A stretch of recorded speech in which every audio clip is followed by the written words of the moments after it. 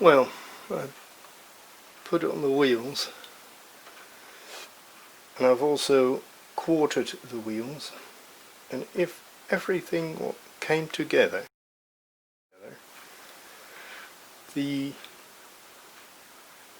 unit should run straight from the jig, and in fact I'm very proud of that. It does.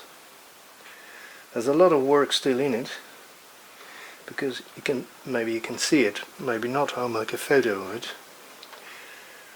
The axles are a bit too long, so they'll go back to the lathe and be turned a little shorter, because I've now exactly put them with this gauge to width.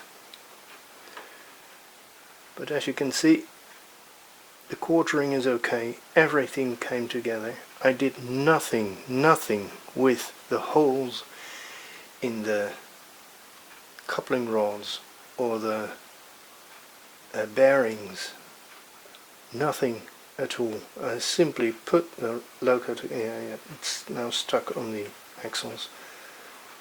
I simply stuck the wheels on the axles, quartered them, put the rods on, and it runs straight from the jig. And I must say, I'm incredibly proud of that.